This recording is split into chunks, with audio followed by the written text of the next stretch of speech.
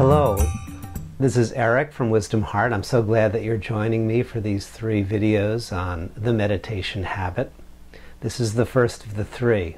I want to start by talking about something that happened quite a few decades ago. It was August 1st of 1971, and a small group of friends and I had the good fortune of joining 40,000 other people for the concert for Bangladesh, which was taking place in Madison Square Garden. It was sponsored by George Harrison.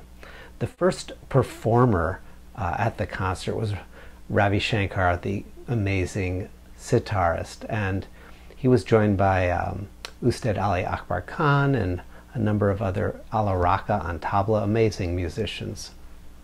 When they sat down, they started to play very, very, very slowly, very meditatively, and this crowd of 40,000 people all became very, very still and enthralled. They were absolutely silent.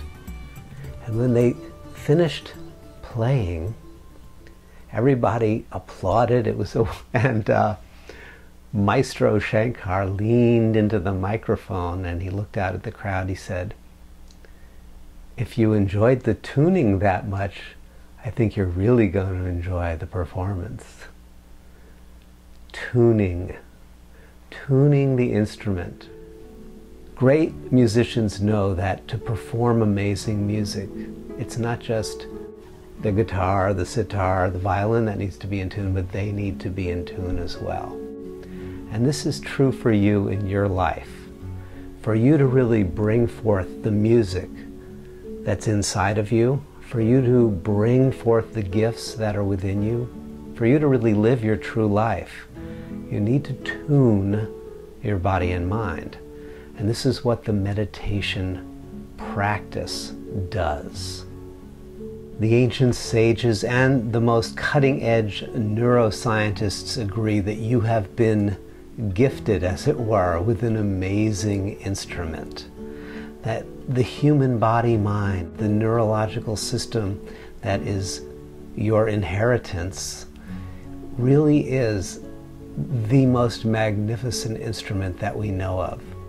And the scientists and the sages also agree that the capabilities of this instrument, the music that it's possible to produce, the states of consciousness, the ways of being, are almost incalculable, and that we've really only tapped a very small portion of the possibilities that exist within this human instrument.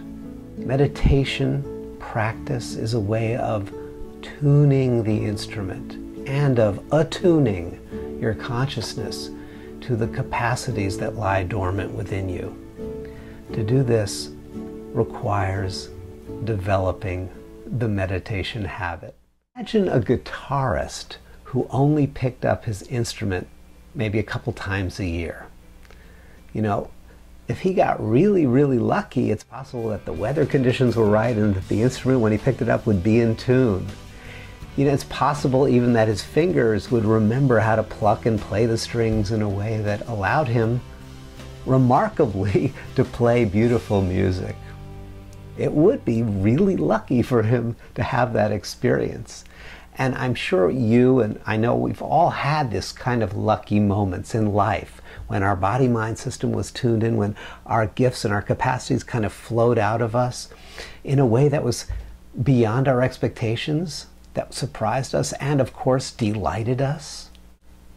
Those moments of being lucky like that, whether it occurs in sports or in some kind of work contest or artistic kind of endeavor, you know, when those occur, those lucky moments, the psychologists call them being in the flow state, and athletes call them being in the zone. And without practice, you could get lucky and enter the flow state. You could get lucky and enter the zone. But I really like the quotation from Arnold Palmer, the old golf great, who says, "The more I practice, the luckier I get."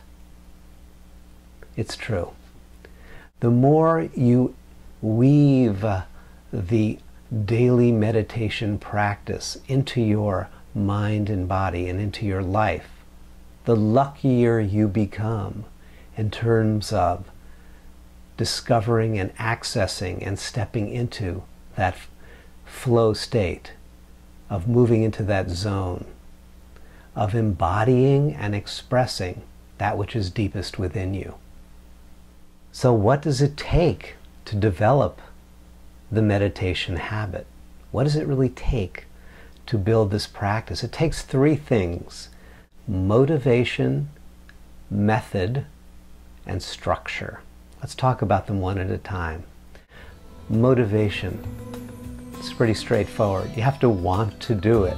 You have to have a reason, a sense of something that pulls you forward and opens you up and causes you to really want to move into the practice. For some people, the motivation is physical health. For others, it's psychological balance. Some want to be able to focus and be more productive and creative. Others, the motivation is some kind of spiritual intuition, spiritual sense of what's possible in life. And for you, it may be kind of a weaving of some of all three or four of those into a motivation that is unique to you. My sense is that if you're even listening to me talking right now, that you have the motivation already. The motivation is there. So let's look at the second element, methodology. Method. It's one thing to be motivated, but you have to know how to then enact that motivation. You have to know how to practice. And not just any old way of practicing, really. You have to know how to employ a practice, a method, that really fits for you, for your psychology, for your situation, for your life. There are many, many kinds of practices. There's thousands, really, of meditation methods. And in this program, we're going to show you how to attune to, select, and tailor a practice so that the method really works for you. So you need to be motivated. You need to know how. You need to have a methodology. But these two things, in and of themselves, also are not sufficient to develop the meditation habit. You need the third element, which is structures. It's this last item that is sadly missing from most teachings and from most programs on meditation. You know, in the ancient days, if you wanted to meditate, if you wanted to develop the meditation habit, you would go to a special environment, to an ashram or a monastery, some kind of place where the very structure itself, the structure of the place, the structure of the relationships, the structure of the activities, everything about that place was structured to promote the meditation habit. The bells that would go off would remind you, the images would remind you, the interactions, they would all reinforce the meditation habit. But you don't live in that ancient ashram monastery environment. You live in your world. You live in this modern world. You live in your life. And the environment that you're in, the culture that surrounds you, it's not been designed to promote the meditation habit. The culture and the environment that surrounds you has been designed to promote what you are doing right now in your life, which can be amazing.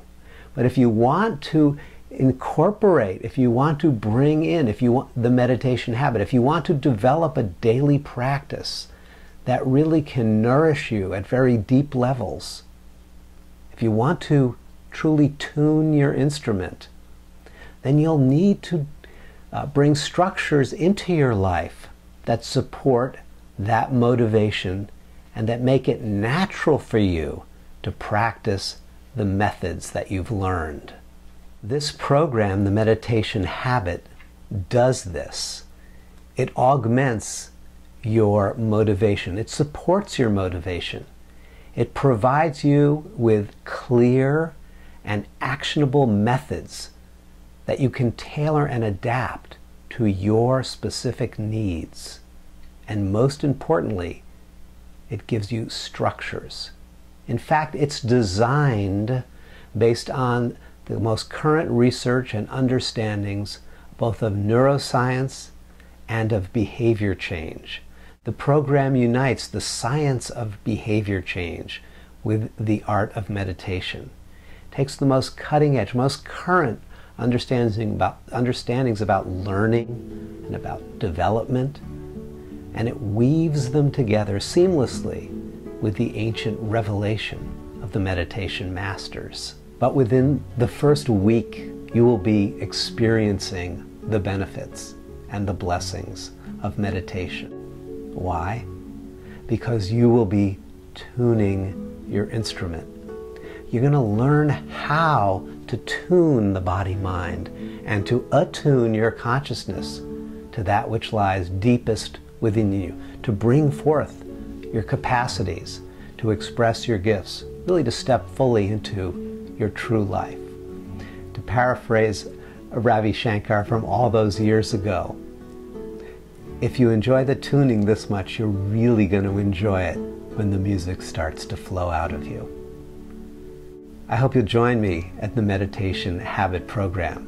It will truly bring wondrous music into your life.